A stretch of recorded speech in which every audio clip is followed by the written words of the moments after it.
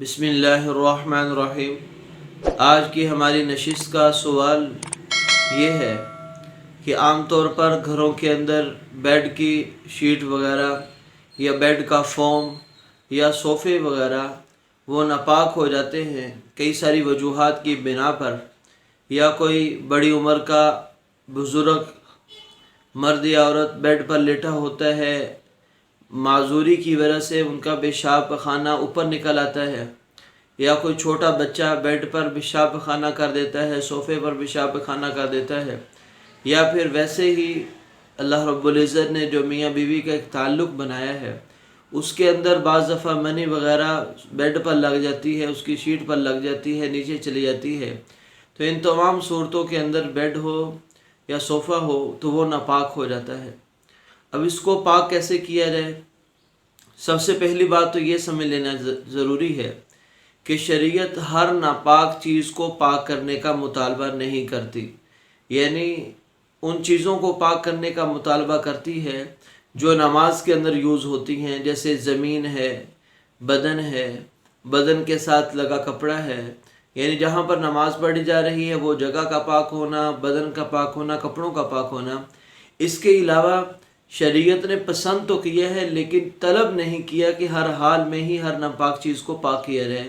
بلکہ اگر کہیں پر مجبوری ہو، ناپاک کو پاک کرنا مشکل ہو رہا ہو تو وہاں پر ویسے ہی اس کی سمیل وغیرہ کسی بھی طریقے سے دور کر دیے جائے، وہ گندگی کا جسم وغیرہ وہاں سے اٹھا لیا جائے، اتنا ہی کافی ہے، پاک کر لینا بہت ضروری نہیں۔ لیکن پھر بھی شریعت اس کو پسند فرماتی ہے کہ آدمی مسلمان جو چیزوں کو استعمال کرے وہ پاک صاف ہونی چاہیے، وہ پاکیزہ ہونی چاہیے، اس لیے ان کو پاک کیسے کیا جائے۔ تو سب سے پہلے ہم آتے ہیں بیڈ کے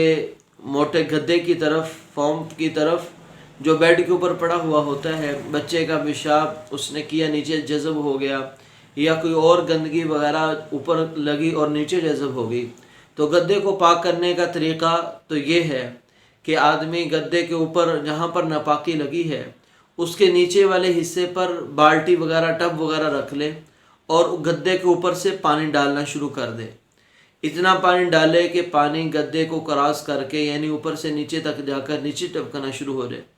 پھر دوسری دفعہ یوں پانی ڈالے، پھر تیسری دفعہ یوں پانی ڈالے، تو 3 دفعہ جب پانی اس طرح اوپر سے نیچے نکل آئے گا تو گدا پاک ہو جائے گا۔ یا پھر ایک ہی دفعہ میں اتنا پانی بہا دیا جائے کہ جیسے 3 دفعہ میں پانی بہایا جاتا ہے، اتنا پانی اگر بہا دیا جائے کہ پانی نیچے سے ٹپکنا شروع ہو جائے، تب بھی گدا پاک ہو جائے گا۔ سارے گدے کو دھونا بہت مشکل ہو جاتا ہے، البتہ اگر کوئی سارے کو دھونا چاہے سارے کو دھو سکتا ہے۔ اب آتے ہیں گدے کے اوپر والی شیٹ کی طرف۔ اگر گدے کے اوپر والی شیٹ ہے تو اس کو تو ہر حال میں صاف کرنا، پاکیزہ کرنا ضروری ہے۔ اگر وہاں پر اس کے اوپر کوئی عبادت وغیرہ کی جاتی ہے، بزرگ حضرات وہ نماز وغیرہ پڑھ لیتے ہیں، تو شیٹ اوپر والے کور کو تو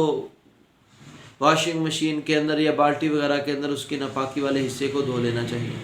ہاں البتہ اگر بیڈ کو پاک نہیں کیا، اس کو صرف گندگی دور کی ہے، سمیل دور کی ہے،